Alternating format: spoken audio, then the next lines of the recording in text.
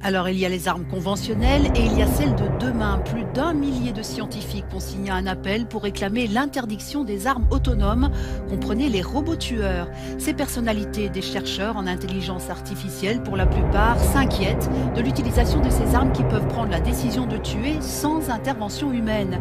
Et il ne s'agit pas de science-fiction, plusieurs modèles de robots tueurs sont déjà opérationnels. Thomas Simon nous en dit plus. Voilà à quoi pourrait ressembler le soldat de demain. Rien de nouveau pour les amateurs d'anticipation, mais une fois de plus, la réalité rattrape la fiction. De nombreuses entreprises planchent sur des systèmes d'armement autonomes, des robots soldats. C'est une nouvelle étape après l'invention de la poudre, de la bombe atomique et des drones. Là, nous avons un ordinateur ayant le pouvoir de vie ou de mort. Et c'est un point de vue moral complètement différent que nous avons franchi. Ce que les scientifiques redoutent.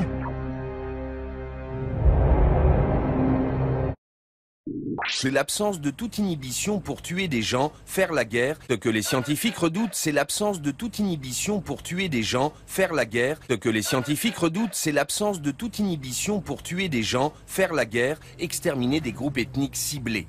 Les robots soldats censés remplacer à l'avenir les hommes sur le terrain sont dotés d'une intelligence artificielle.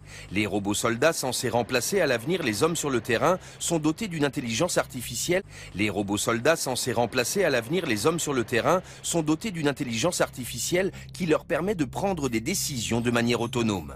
En revanche, ils n'ont aucune conscience morale et cela pourrait soulever des problèmes. Aucune conscience morale et cela pourrait soulever des problèmes. Aucune conscience morale et cela pourrait soulever des problèmes. Aucune conscience morale et cela pourrait soulever des problèmes juridiques. C'est très intéressant de penser à la chose suivante. Qui va être responsable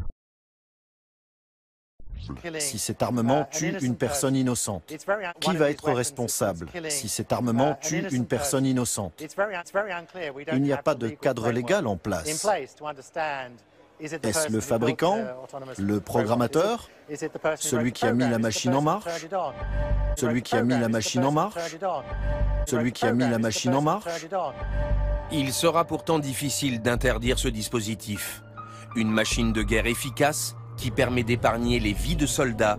Les robots soldats censés remplacer à l'avenir les hommes sur le terrain sont dotés d'une intelligence artificielle. Il sera pourtant difficile d'interdire ce dispositif. Une machine de guerre efficace qui permet d'épargner les vies de soldats. Les robots soldats censés remplacer à l'avenir les hommes sur le terrain sont dotés d'une intelligence artificielle. Ce qui est très inquiétant, ou en tout cas interpellant, si je peux employer ce mot affreux, c'est que trois très grands spécialistes des nouvelles technologies, Stephen Hawking, un des plus grands physiciens du monde, Elon Musk, le patron de Tesla, et puis d'une grande entreprise spatiale, et Bill Gates, que tout le monde connaît, qui ne sont pas des antitechniques, ont en juillet dernier publié une pétition signée par 1000 savants, 1000 chercheurs scientifiques du monde entier.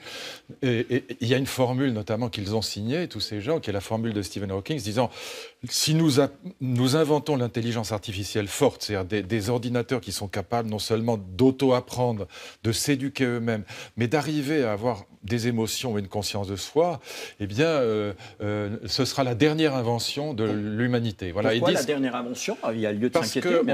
Parce qu'on aura affaire à des êtres qui seront darwiniens, si je puis dire, et comme tous les êtres darwiniens, qu'est-ce que c'est qu'un être darwinien? C'est un être dont la première préoccupation est de survivre et donc d'éliminer ses ennemis.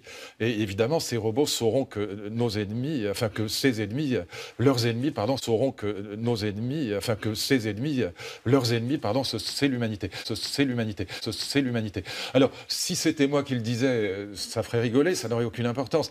Mais là, encore une fois, ce sont ces trois personnages avec 1000 scientifiques derrière. Et ce qui vise, évidemment, ça existe déjà. Ça existe déjà. Ça existe déjà. C'est ce qu'on appelle les robots tueurs. C'est ce qu'on appelle les robots tueurs. C'est ce qu'on appelle les robots tueurs qui sont déjà programmés, qui sont déjà programmés pour décider d'eux-mêmes. C'est pas quelqu'un qui les pilote depuis un centre dans le Minnesota ou ailleurs, qui décide d'eux-mêmes avec des algorithmes qu'ils doivent tuer ou pas tuer, qui décident d'eux-mêmes avec des algorithmes qu'ils doivent tuer ou pas tuer, qui seraient capables de décider eux-mêmes qu'ils doivent tuer ou non, que ces scientifiques se sont révoltés, si je puis dire. Ces scientifiques se sont révoltés, si je puis dire. Ces scientifiques se sont révoltés, si je puis dire.